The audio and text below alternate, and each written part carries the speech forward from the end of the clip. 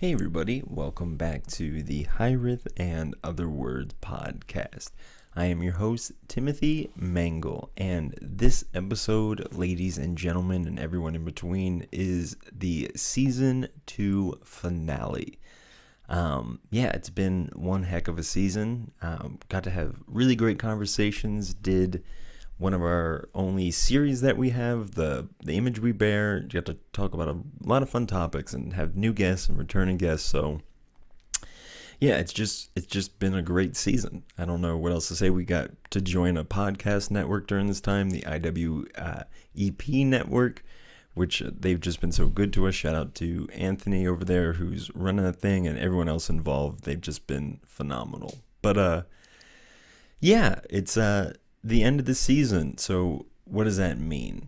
I'm going to be taking some time off is what that means to some degree. Now I'm not 100% sure how long I'm going to be taking off. It's probably going to be somewhere between a month or 4 months. I'm a big believer in, how do you say this? Actual beneficial rest. And doing things and doing rest as intentionally and with the same energy or with the same purpose or intentionality, I think I might have already said that word, that you would with anything else in your life. I think a lot of people kind of approach resting as this thing that you kind of do when you have time, or it's at the end of your week or what have you. But for me, you have to have your work and your play balanced. I think not doing enough work will ultimately lead to some sort of dissatisfaction in your life. But also no play or no rest is ultimately also going to leave in a lot of dissatisfaction in your life and anger and all of those nasty, nasty things. So, I just want to take a couple of, maybe a month, maybe two. I'm just going to kind of see where the spirit leads me and see where the wind takes me and how long I feel like before I can jump back into this. I will just say right off the bat that I will be coming back. This isn't just going to disappear into the ether, but I really love doing this podcast. And it is nice to be able to have some time off and all that stuff. But as I was preparing this episode, I was just like, I love doing this, and I love having, doing this and having the conversations that I get to have and all of that fun stuff.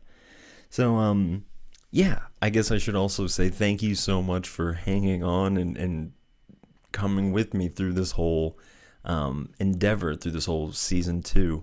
Because again, I say this every time I talk about this kind of stuff, but I wouldn't be doing this podcast if it wasn't for people that I knew were listening. So I appreciate, whether you're watching or listening, whatever it is. I'm glad that, you're at the receiving end of this.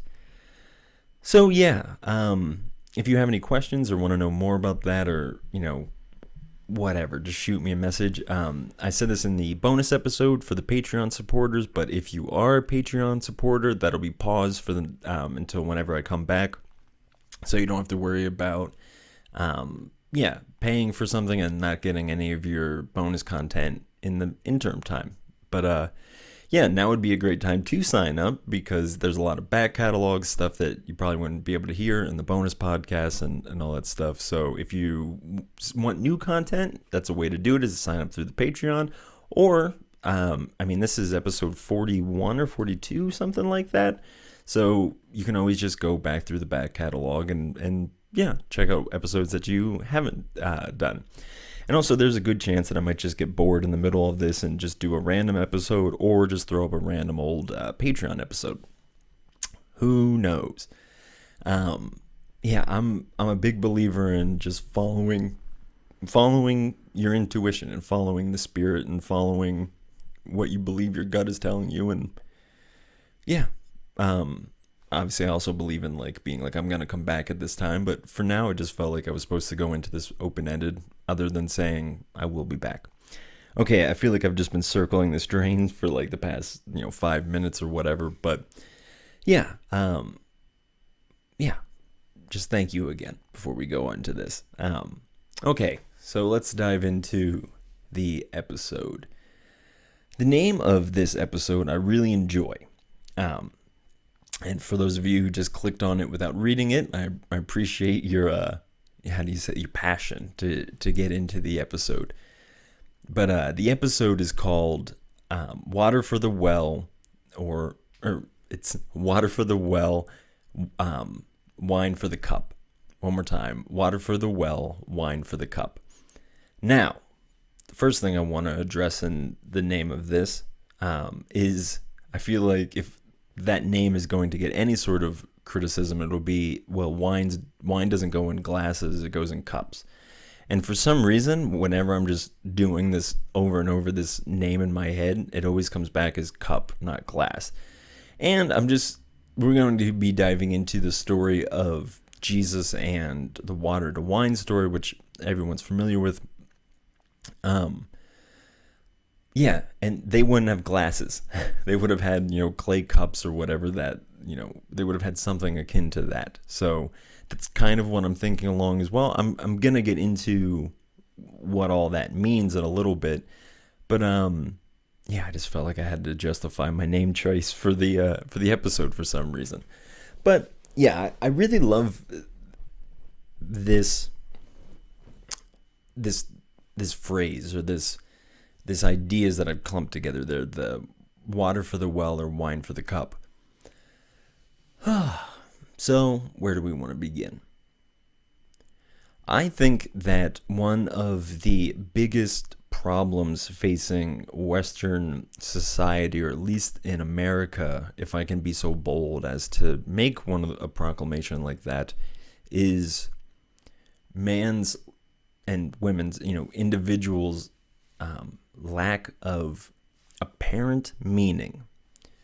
I think a lot of people in America and Western civilization have things that are meaningful in their lives, and they do meaningful things, but I think a lot of people, probably more than not, find themselves asking this sort of question. Well, I'm doing meaningful things and things that feel meaningful in the midst of kind of this grand scheme of my life, and that's fine and that's nice, but does my overarching life have any sort of meaning to it? And that's obviously that's the biggest philosophical question you can ask, or the greatest existential question that you can stumble upon is, does my life have any meaning? And it would taste the lie for me to be able to say that this is anything other than my own personal opinion, my own personal, my subjective experience of this reality, and through hours of contemplating and trying to understand really heady philosophers and all this stuff.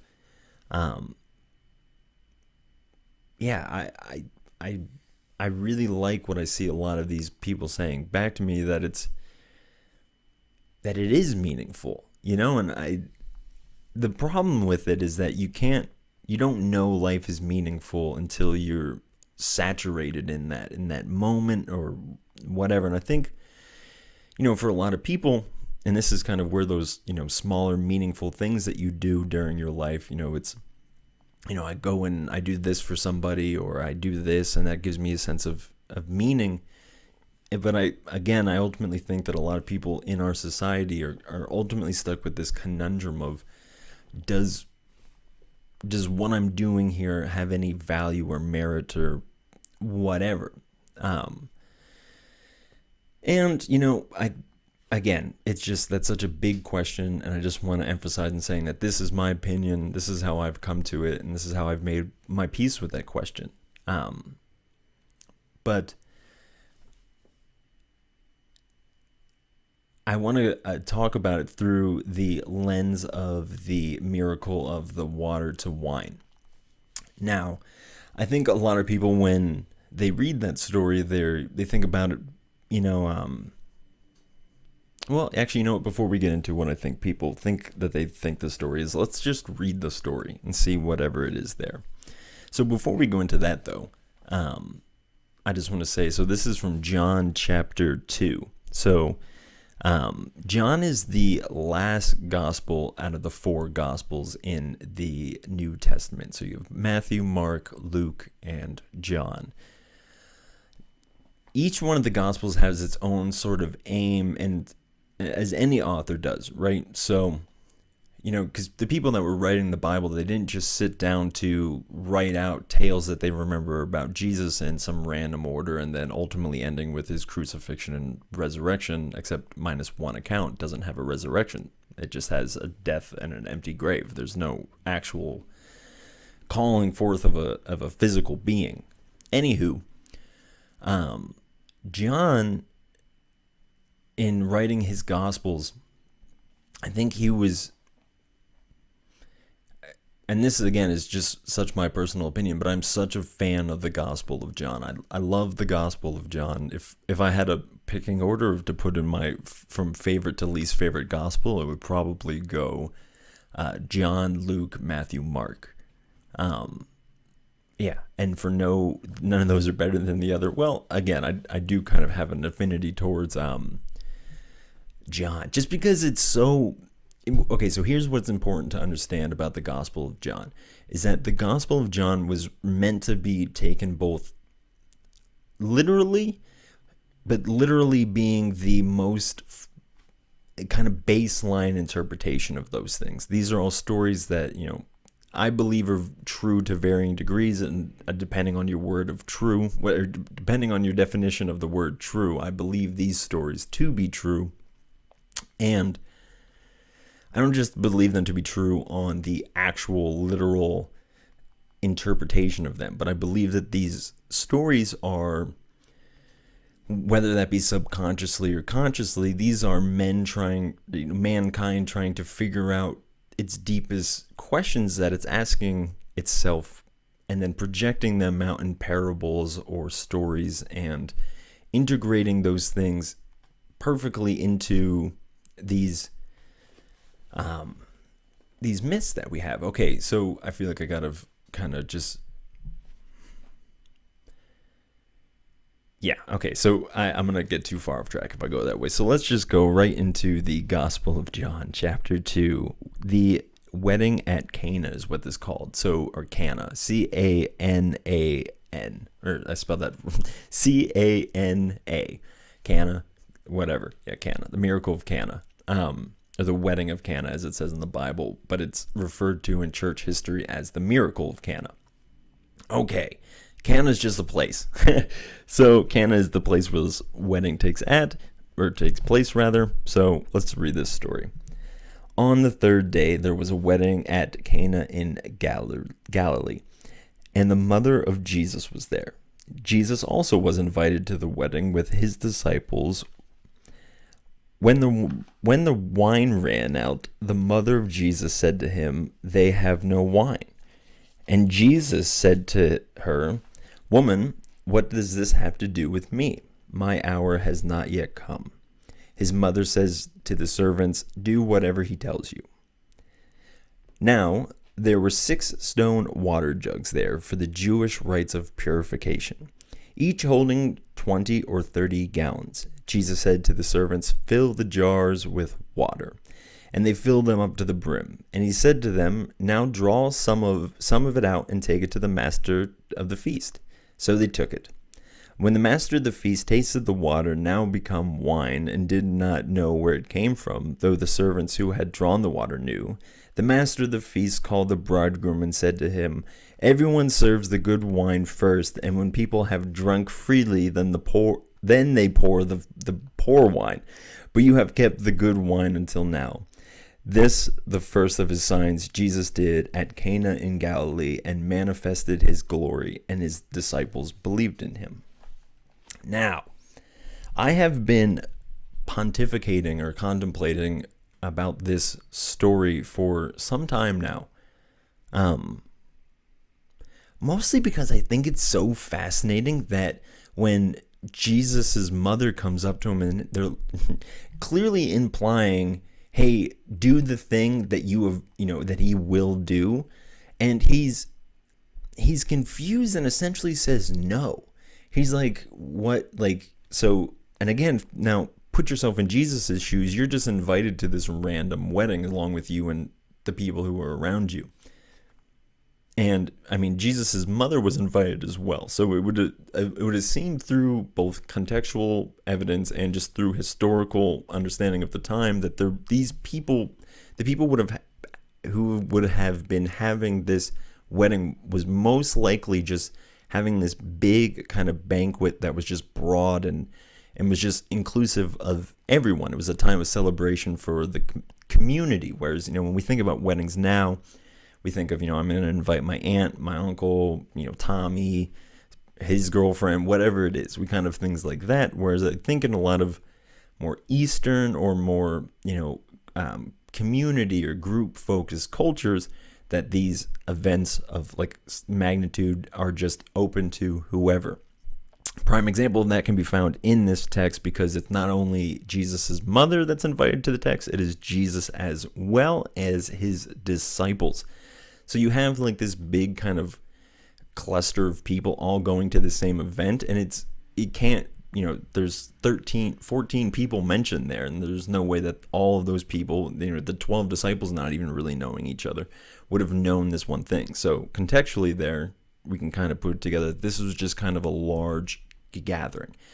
Now, why did I spend all that time kind of talking about that?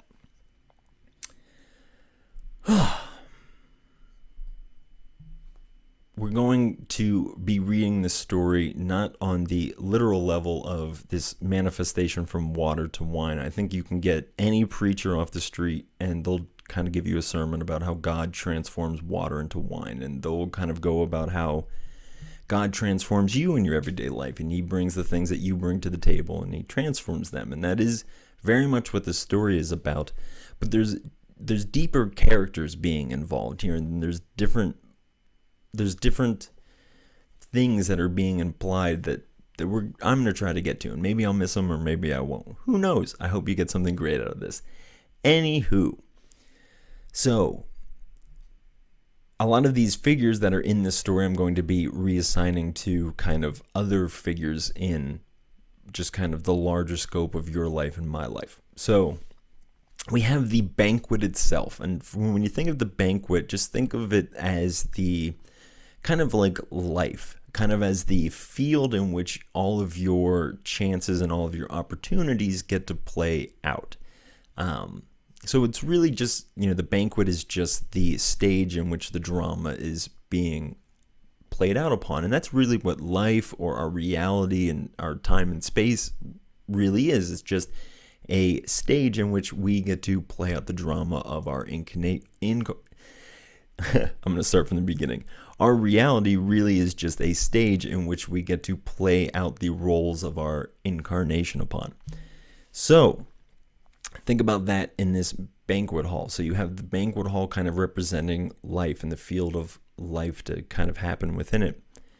And Mary here is representative of the, let's say, more chaotic or feminine side of God that is, so we have it in Eastern philosophy, we have it in Christianity as well, that the aspect of God that is very molding and shaping and kind of form flowing. We talked about this on the episode, The Image We Bear, the Spirit, kind of this idea of the Spirit being a more feminine thing, of it being it's something that shapes and that molds, and part of that is the destruction aspect of creation, but also the restoration aspect of creation.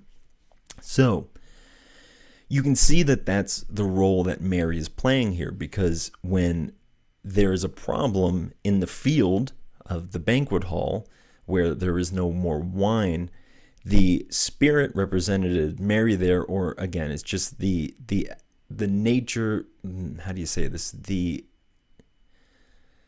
natural characteristic of God to be a problem solver, to see that there is a lack and that there needs to be a fulfillment thereof.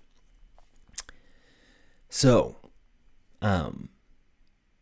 Mary comes along to Jesus, and Jesus and this is how Carl Jung really understood Jesus. But Jesus represents, in his simplest and purest form, he represents the truest version of the individual, because he's a God figure. He's somebody that we're supposed to be projecting ourselves onto and trying to imitate.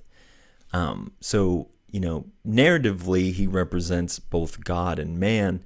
But when we are reading the story, we are ultimately placing the finite aspects of ourselves, or the lower versions of ourselves, or the limited version of ourselves. We are relating it back to Jesus as Jesus is in a lower and limited form, while ultimately being the truest and most evident manifestation of God. I shouldn't say truest or most evident or whatever I just said, but he is a manifestation of God.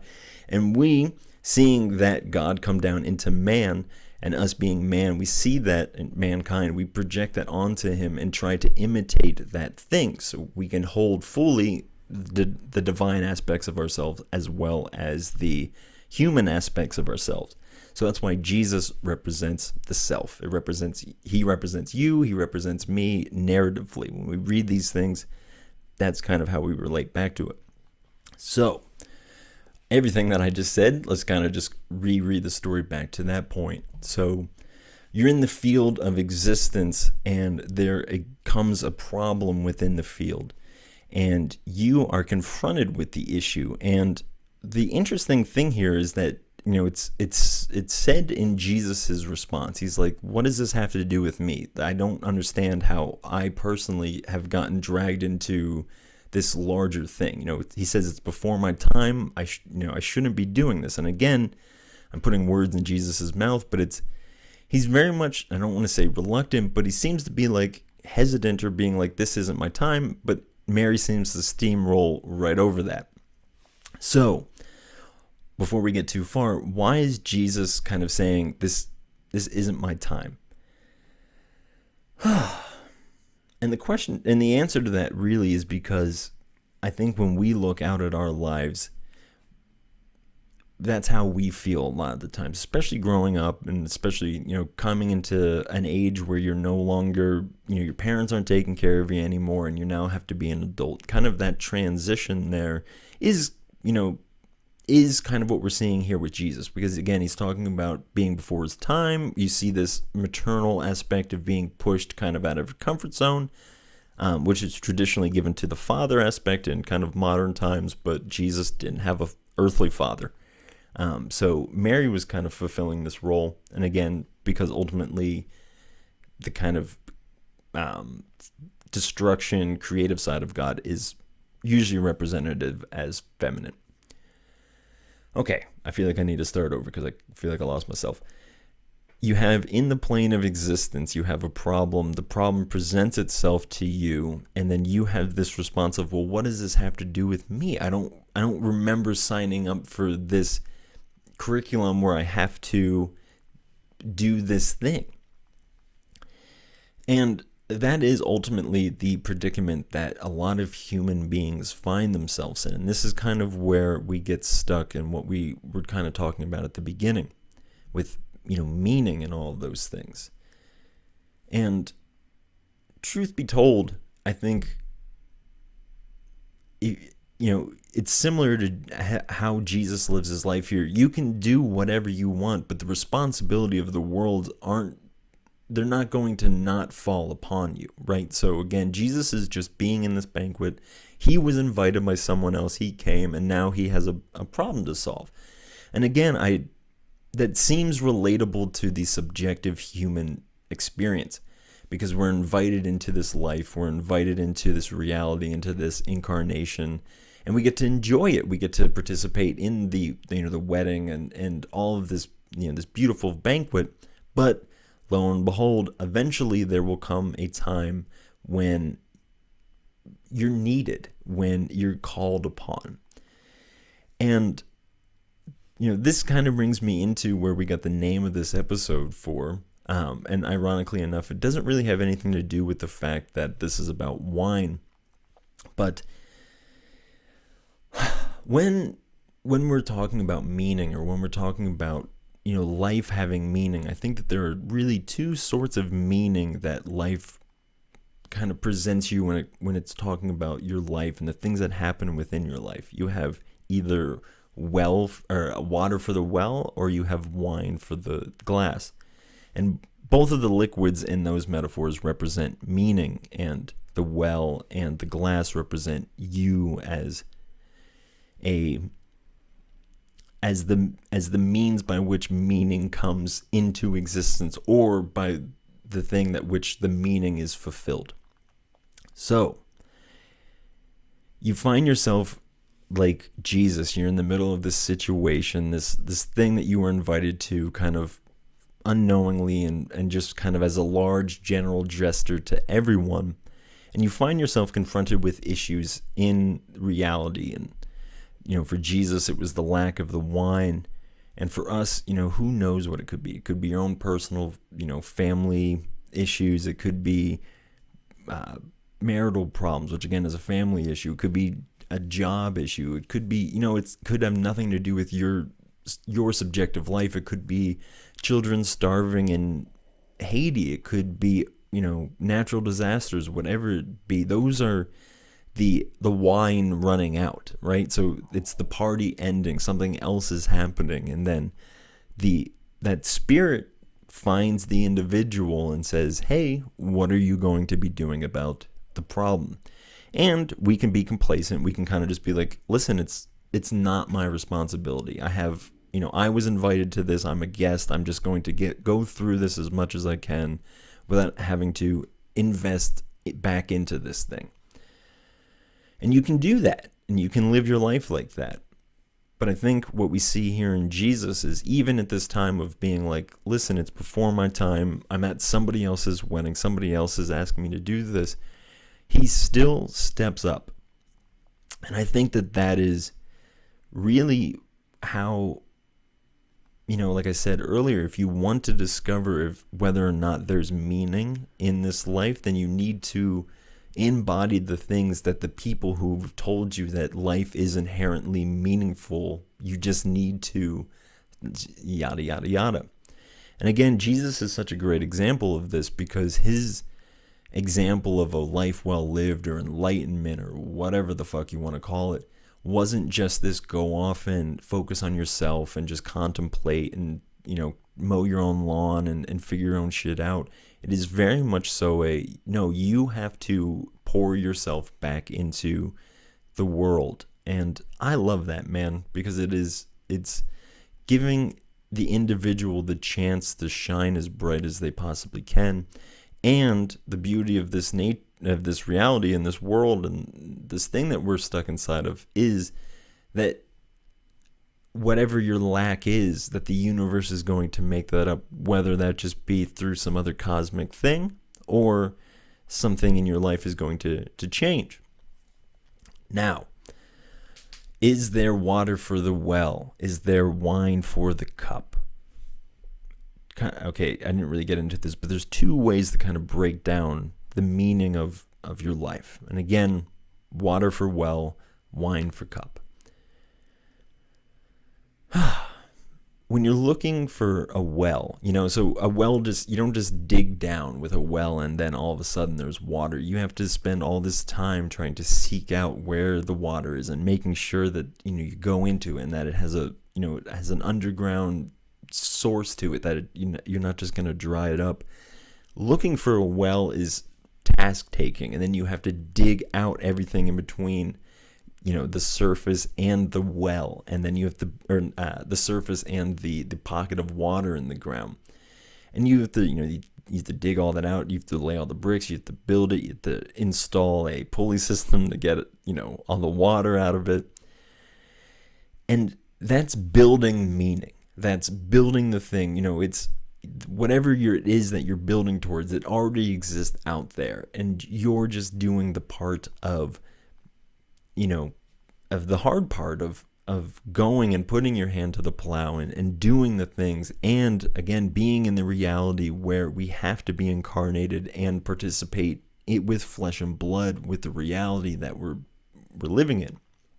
The other side of that being the wine for the cup, is that sometimes that meaning is just poured out over you. That there's times when you're just living, just doing whatever is coming natural to you, and as you're doing that, how would you say that? You're just organically unfolding out your karma in front of you. You're organically the path is organically going out ahead of you. Whereas I also think that there's other times, water for the well situation, where you have to go and forge that own path. And these are really the two conundrums that we're faced with here, is that you kind of have to, you have to accept reality as it comes to you, but you also have to be willing to step back into it. Because if you're not willing to take that step back into reality, then those things that came to Jesus and Mary, that'll come to us in different forms, they'll continue to come at you. They'll continue to say, hey, there's this problem. Hey, there's this problem. Hey, there's this problem. Because there's never going to be a shortage of problems. There's only ever going to be a shortage of people willing to deal with the problems. And the more people that we have willing to deal with the problems, the less problems that we'll have to deal with, making the load easier for everyone. Now, back to Jesus representing us at this party. Jesus is there's what's brought before him then. So Jesus finds himself at this really precarious situation where there's no point in this story that he goes, ta-da, and then it's wine, right? There's so many processes in which that could have happened. It could have been when they poured the water in. It could have been when, whatever. It could have been when the guy was walking it to it. It could have just changed upon, I'm going way too fast. The water could have been changed at any point. It could have been changed when it was poured into the bucket. It could have been changed in the bucket. It could have been poured when the chalice was put in, or the fucking cup, whatever it was, and was taken to the king to drink. At any point in time, that water could change, and it's not clear as to when it does. Again, there's no Jesus's abracadabra moment. There's nothing like that. And I think that is so true to us and our lives, and how we relay meaning back to ourselves, and all these things, is that meaning doesn't always just jump out at you and being like, this is it, this is whatever. But you're doing the things that you're supposed to be doing. You're acting properly, and that's what Jesus is doing here. Is Jesus, or Mary rather, again playing this role of God, who is going to hand you things to deal with, right? So Jesus gets dealt this thing by Mary, and then he responds by doing what he was supposed to do. He tells people what to do, and then they do what they're supposed to do.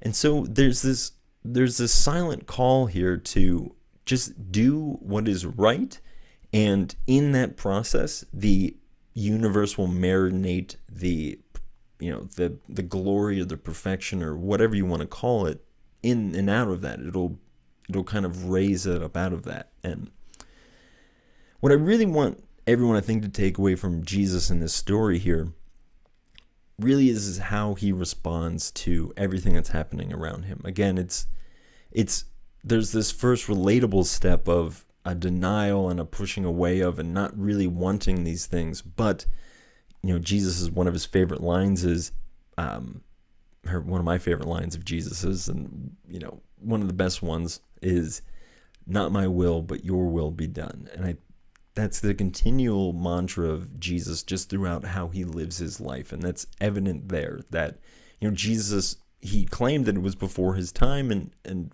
who knows what that means, and we can get into that another day. But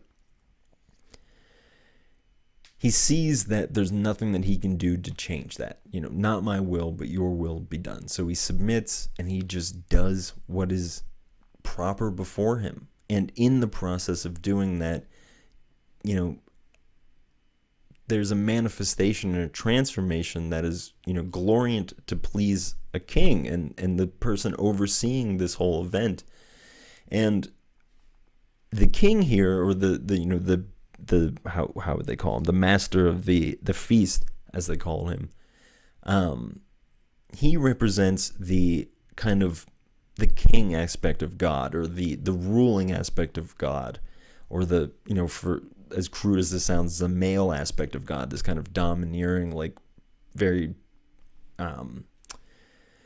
organized, and kind of, if the spirit is kind of this swaying thing that puts things in motion, then there is an aspect of God that is the opposite of that, that is the, sturdy, foot in the grounds, whatever.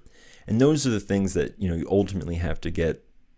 If things are going to be good, you want the person who's the most stubborn and all those things to be the one that is pleased in it, right? Because that shows how great it is. Now, that's what we see here. And again, no one, and it says this in the story. Let's just dive back into this, because I think this is very interesting.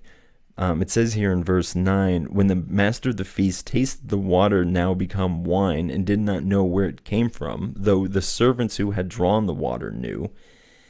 There's this sign of no one's, Jesus isn't standing up and being like, yay, me, I did it. Like, it was even before my time, I did it. He just continued to do what was right. And in his act of goodness and of purity, of the whole wedding feast and was changed because of that. And again, taking us back into, putting us into this. And if you plop yourself in the middle of this feast and this event and this, whatever this thing is called, life, and you just continue to live properly, you'll see the meaning manifesting itself there, that it just kind of happens all around you. And for me, I think that's the proper way of seeing both the water for the well and the wine for the cup, is to just do what is right in front of you in the here and now.